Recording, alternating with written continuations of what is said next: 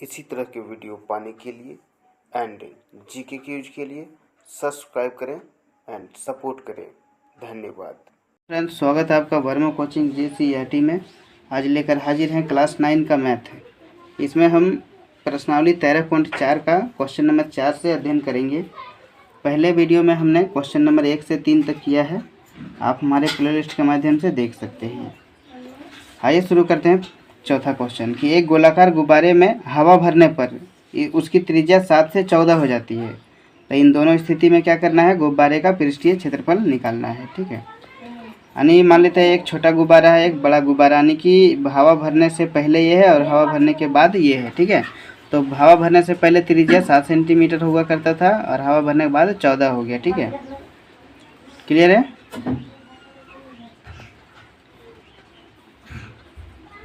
हवा भरने के पहले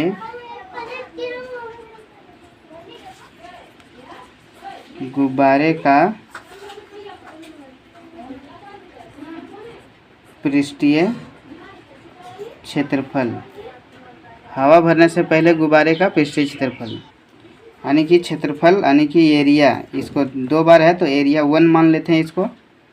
ठीक है, 4 पाई आर स्क्वायर, ये पहली त्रिज्या होगी। ठीक है, अब हवा भरने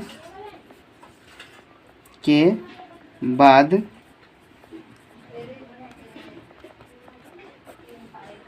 गुब्बारे का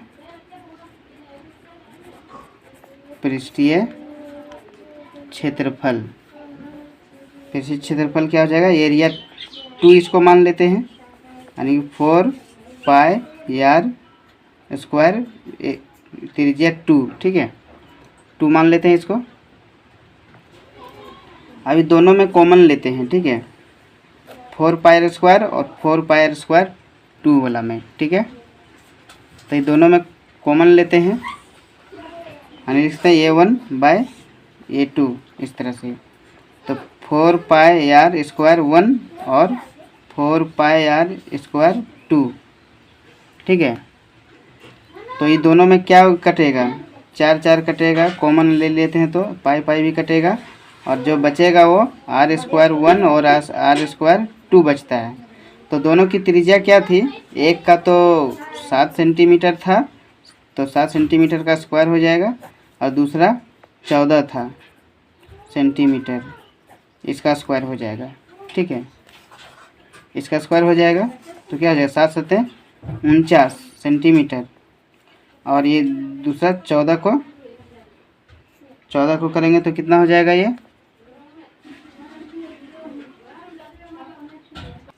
यानी इसको सुविधा के लिए हम कर सकते हैं इस तरह से 7 गुना 7 और 14 गुना 14। ठीक है, 7 दूनी 14, 7 दूनी 14 यानी ऊपर 1/4, यानी कि लिख सकते हैं अनुपात में अगर कहा गया था तो कि 1:4, यही हमारा आंसर हो गया, अनुपात। ठीक है, 5वां देखते हैं।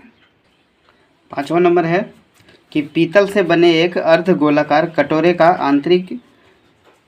आंतरिक 10.5 है। आंतरिक क्या है, ये आंतरिक व्यास है। ठीक है, आंतरिक व्यास 10.5 सेंटीमीटर है और क्या है कि 16 रुपये प्रति 100 मीटर स्क्वायर की दर से इसके आंतरिक पृष्ठ पर कलई करने का व्यय ज्ञात कीजिए। कलई यानी पेंट उंट होता होगा, तो इसको हम निकालते हैं। तो यहाँ पर देखेंगे कि कटोरा जो है कैसा हो सकता है, इस हिसाब का।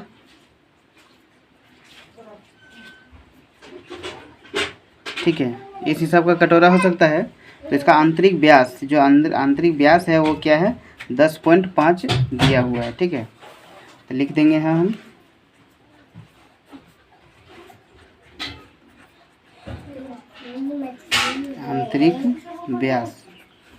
आंतरिक व्यास क्या है, 10.5 सेंटीमीटर।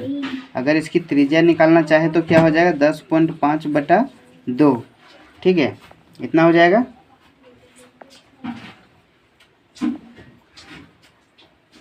अब कटोरे का आंतरिक पृष्ठीय क्षेत्रफल निकालते हैं। कटोरा क्या है, अर्धगोलाकार है ना, तो कटोरे का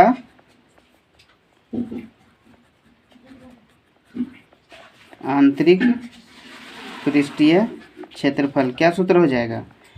कटोरा क्या अर्ध गोलाकार, पूरा गोला रहता है तो 4 पाई स्क्वायर, तो आधा है तो 2 पाई आर स्क्वायर।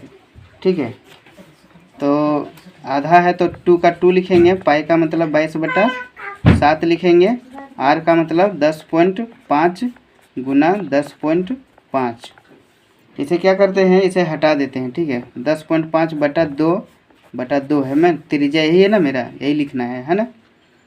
अब इसमें जो है ये 2 और ये 2 कट गया। ठीक है, इसको पॉइंट हटा देते हैं, नीचे एक 0 हो जाएगा।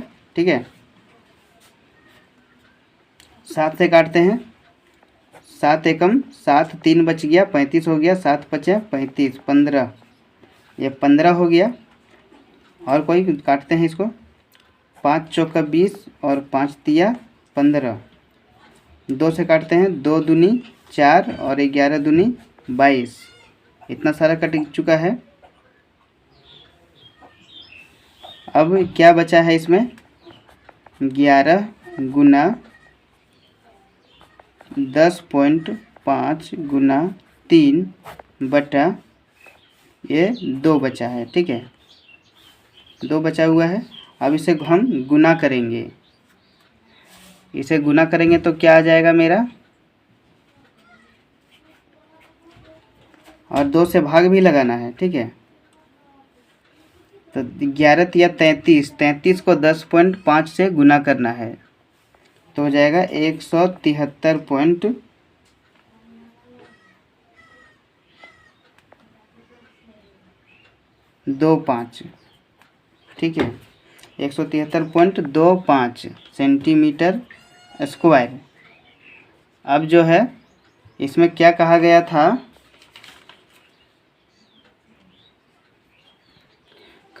कि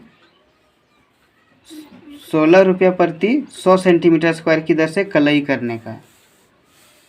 ठीक है, तो यहाँ लिखते हैं कि 100 सेंटीमीटर स्क्वायर कलई करने का व्यय बराबर 16 रुपया। ठीक है, तो 1 सेंटीमीटर स्क्वायर कलई करने का खर्चा कितना होगा, तो कितना हो जाएगा 16/100। ठीक है, तो इसको पॉइंट अगर हटाएंगे तो क्या होगा, 1 2 1 2 0.16 रुपया हो गया। ठीक है, तो हमें कितने का निकालना है, 173.25 का, तो 173.25 कलई करने का खर्च, तो कितना हो जाएगा, 0.16 रुपया में है गुना 173.25। इसे अगर हम गुना करेंगे तो कितना हो जाएगा,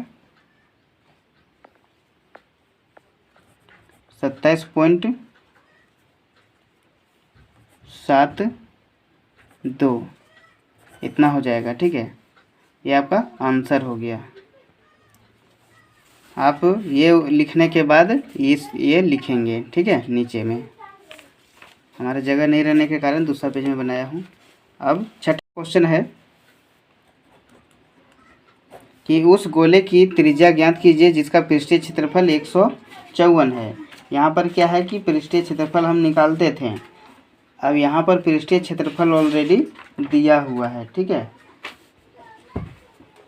ध्यान देंगे तो आपको बेहतर समझ में आएगा। ठीक है, तो लिखते हैं कि गोले का पृष्ठीय क्षेत्रफल बराबर 154 सेंटीमीटर स्क्वायर है। ठीक है, तो इसकी त्रिज्या क्या होगी, त्रिज्या तो है नहीं, तो माना त्रिज्या बराबर क्या मान लें, कुछ यही मान लें, r सेंटीमीटर। ठीक है, त्रिज्या बराबर r सेंटीमीटर। तो इसका सूत्र क्या होता है, 4πr² बराबर 154 दिया हुआ है। इसको आगे हल करते हैं। 4 का मतलब 4, पाई का मतलब 22/7 और r नहीं है तो r² का r² बराबर 154। क्लियर है। अब यहाँ पर r² को हम बाहर ले लेते हैं तो 154 गुना 7, ये एक साथ हो जाएगा ऊपर 154 गुना 7 और ये नीचे आ जाएगा क्या है 4 गुना 22 ना, 4 गुना 22। ठीक है। अब इसे हल करते हैं हम। 22 सत्ती 154। ठीक है। अब ये क्या बच गया, 7 सत्ते 49/4। अगर इसे हम अगर ये r² का जब अगर स्क्वायर हटेगा तो 49/4 पर रूट चढ़ेगा तो इसका वर्गमूल 7 हो जाएगा और इसका 2 हो जाएगा। ठीक है, 7/2 और इससे अगर इसको भाग लगाएंगे तो 3.5 सेंटीमीटर हो जाएगा जो कि हमारा आंसर है। ठीक है, तो गोले की त्रिज्या क्या हो गया, 3.5 सेंटीमीटर।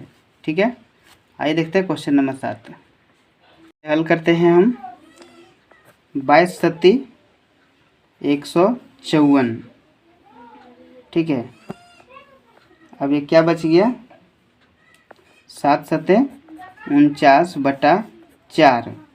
अगर इसे हम अगर ये r² का जब अगर स्क्वायर हटेगा तो 49/4 पर रूट चढ़ेगा तो इसका वर्गमूल 7 हो जाएगा और इसका 2 हो जाएगा। ठीक है, 7/2 और इससे अगर इसको भाग लगाएंगे तो 3.5 सेंटीमीटर हो जाएगा जो कि हमारा आंसर है। ठीक है, तो गोले की त्रिज्या क्या हो गया, 3.5 सेंटीमीटर। ठीक है, आइए देखते हैं क्वेश्चन नंबर 7। अगला क्वेश्चन है 7वां नंबर कि चंद्रमा का व्यास पृथ्वी के व्यास का लगभग 1/4 है, तो उन दोनों का पृष्ठीय क्षेत्रफल का भी अनुपात ज्ञात करना है। ध्यान दीजिएगा। ठीक है, तो यहाँ चंद्रमा का व्यास कितना है वो पता ही नहीं है और बोल रहा है पृथ्वी का व्यास इसका 1/4 है। तो हम मानते हैं, ठीक है, कि माना कि चंद्रमा का व्यास बराबर d मानते हैं। ठीक है, d मानते हैं। अब चंद्रमा का व्यास पृथ्वी के व्यास से, तो ये जो है यहाँ पर पृथ्वी का व्यास हम मानेंगे। ठीक है, ये हम पृथ्वी का व्यास मानेंगे। तो चंद्रमा का व्यास क्या हो जाएगा, चंद्रमा का व्यास, तो चंद्रमा का इसका 1/4, इसका जो है 1/4 यानी कि d/4, 1/4 यही हो गया, इसका 1/4 हो गया। अब देखिए हमें क्वेश्चन में व्यास दिया हुआ है जबकि हमें हल करने के लिए त्रिज्या की ज़रूरत पड़ती है। ठीक है, तो हमें यहाँ व्यास से मतलब है लेकिन त्रिज्या का ही यहाँ पर काम होता है। ठीक है, तो लिखेंगे कि पृथ्वी की त्रिज्या यानी कि r, पृथ्वी की त्रिज्या हम कितना लिखेंगे,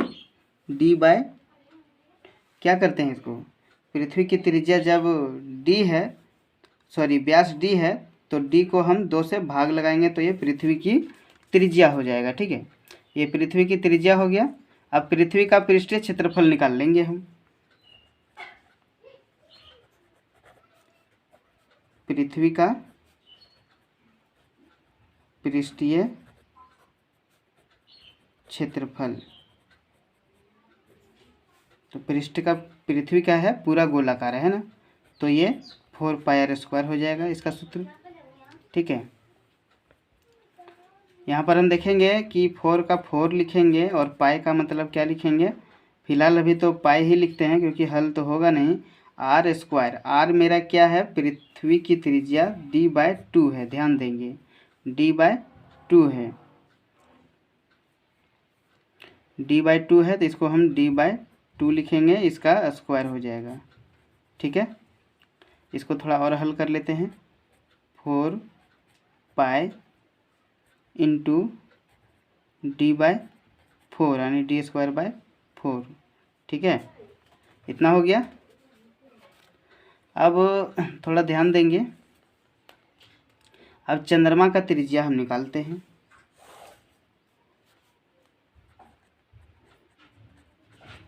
चंद्रमा की त्रिज्या, चंद्रमा का त्रिज्या क्या है? चंद्रमा का त्रिज्या d/4, d/4। ठीक है, इसको त्रिज्या करने के लिए हम क्या करेंगे? 2 से भाग लगाएंगे। ठीक है, तो d/4 इंटू ये 2 ले जाएंगे ऊपर तो यहाँ हो जाएगा 1/2। यहाँ चंद्रमा का व्यास दिया हुआ था तो व्यास को हम 2 से भाग लगाएंगे तभी ना त्रिज्या निकलेगा। तो यहाँ पर हम 2 से भाग लगाएं, d/4 को 2 से भाग लगाएं। तो क्या इसमें कैसे होता है? d/4 लिखने के बाद जो नीचे है तो क्या करेंगे हम, ये नीचे ही रहेगा और ऊपर 1 मान लेंगे। ठीक है, अब इसको हम हल करते हैं आगे। क्या हो जाएगा? ये d गुना 1 यानी कि ये d ही हो गया, 4 दूनी 8, ये हो गया 8। ठीक है, ये हो गया चंद्रमा की त्रिज्या। अब चंद्रमा का पृष्ठीय क्षेत्रफल निकाल लेते हैं, है ना।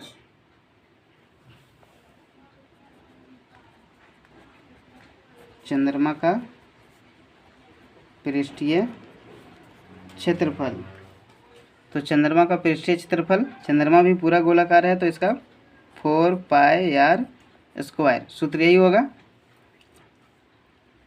तो 4 का 4 लिखेंगे, पाई का पाई लिखेंगे। ठीक है, यहाँ पर तो मान अभी लेना नहीं है। और r², r कितना निकला अभी? d/8 गुने d/8, इसका स्क्वायर हो जाएगा। क्लियर है? अब इसको आगे हल कर लेते हैं थोड़ा। 4 ये d² का d² ही रह जाएगा और ये 88 64 हो जाएगा। कितना हो जाएगा? 88 64। अब क्या है, इन दोनों का अनुपात निकालना है। अब इतना होने के बाद हम क्या करेंगे, दोनों का अनुपात निकालेंगे। ठीक है,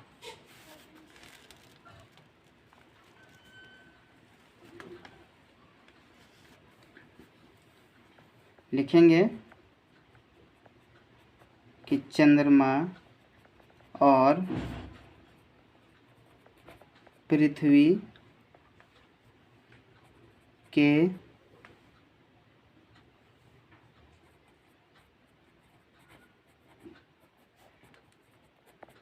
पृष्ठीय क्षेत्रफल का अनुपात।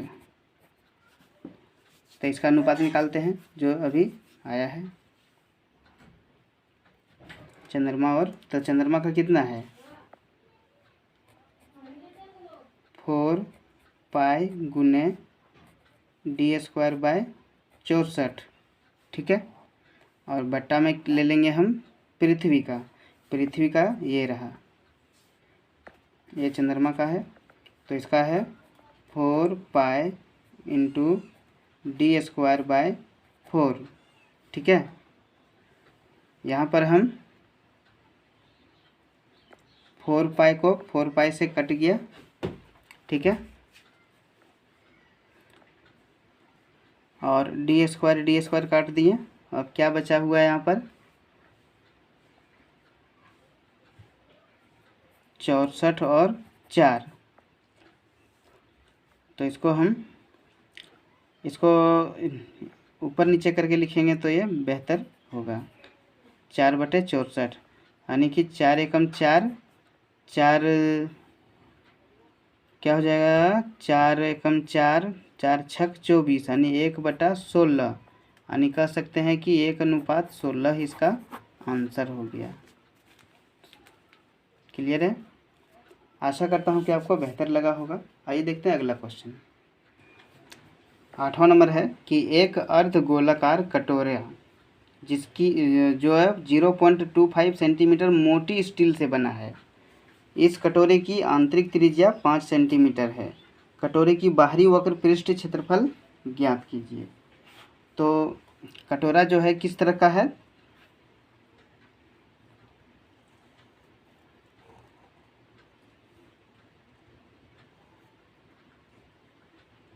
ये मोटे स्टील से बना हुआ है ना।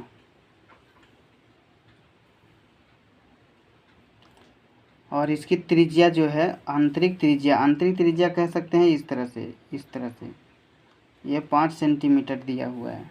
ठीक है। और अब जो है ये क्या है? अर्ध गोलाकार, ये अर्ध कटोरा है। ठीक है, आधा आधा गोला है ये। तो लिखते हैं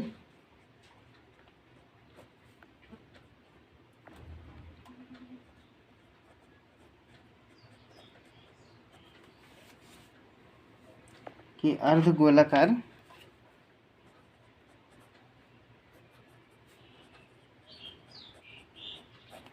गोलाकार कटोरा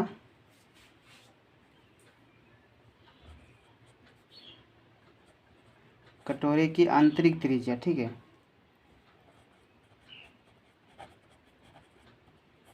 आंतरिक त्रिज्या r बराबर 5 सेंटीमीटर। ठीक है। अब इसकी बाहरी त्रिज्या क्या होगी? तो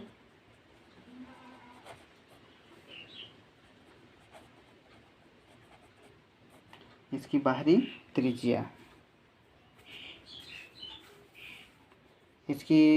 त्रिज्या, हो जाएगा आपका कितना?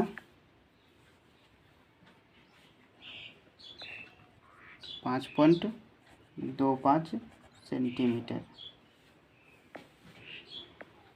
यानी कि ये मोटा जो स्टील से बना है, इसको और इसको दोनों को हम जोड़ेंगे, जोड़ के ये बाहरी त्रिज्या हो जाएगा। ठीक है, 5.25 सेंटीमीटर। अब बाहरी वक्र पृष्ठ क्षेत्रफल निकाल लेते हैं।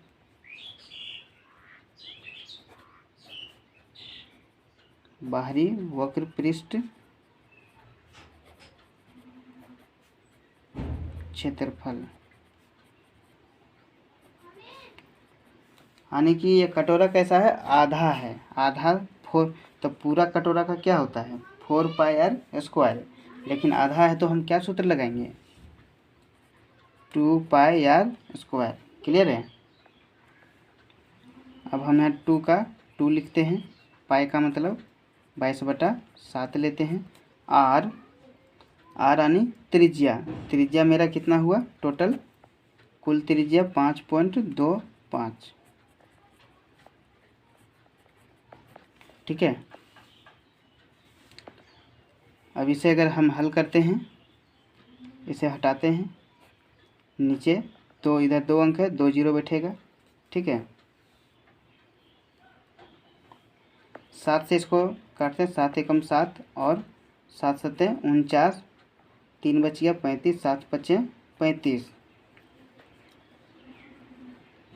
अब ये 25 का पड़ेगा, 25 दिया 75 और 25 चौका 100, 2 दूनी 4 और 2 11 22। ठीक है।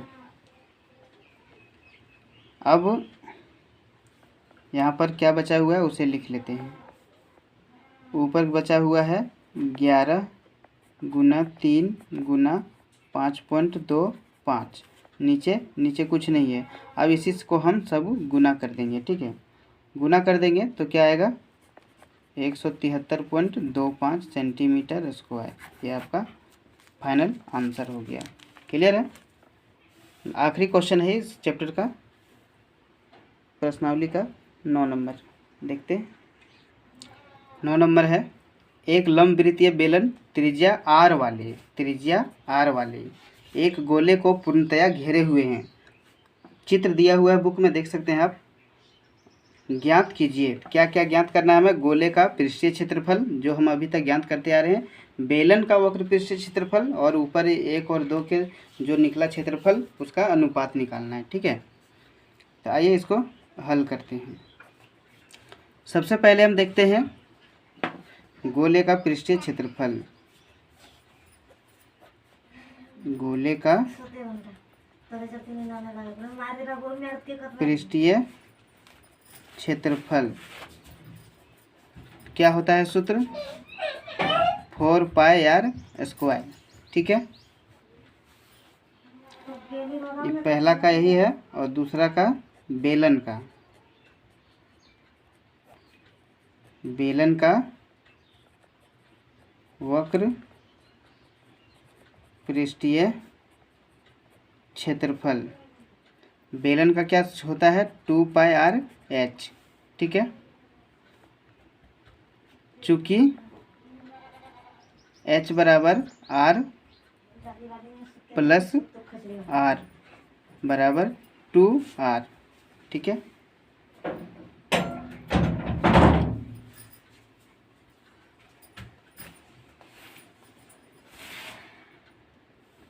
इसीलिए बेलन का वक्र पृष्ठीय क्षेत्रफल, तो ये दोनों में कॉमन लेते हैं हम, क्या होगा? 2 पाई आर इंटू 2r। ठीक है, तो क्या हो जाएगा? 2 2 जा 4, 2 2 जा 4 पाई आर स्क्वायर। क्लियर है? 4 पाई आर स्क्वायर हो गया ये।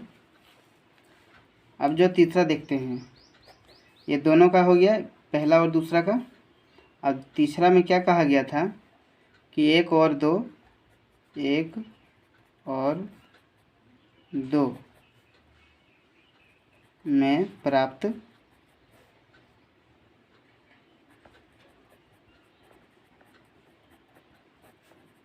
क्षेत्रफलों का अनुपात। ठीक है, तो 1 और 2 का, पहला का है 4 पाई आर स्क्वायर और दूसरा का भी है 4 पाई आर स्क्वायर। देख, ये बेलन का हुआ और ये गोला का हुआ, ये बेलन का। और दोनों का अनुपात अगर हम निकालते हैं तो एक बार में ये कट गया, एक बार में ये कट गया, 1/1 यानी कि 1:1 इसका फाइनल आंसर हो गया। क्लियर है? आशा करता हूँ कि हमारे द्वारा दिया गया जानकारी आपको बेहतर लगा होगा। चैनल पर नए हैं तो चैनल को सब्सक्राइब करना ना भूलें, दोस्तों के साथ शेयर करें, हमें सपोर्ट करें। धन्यवाद।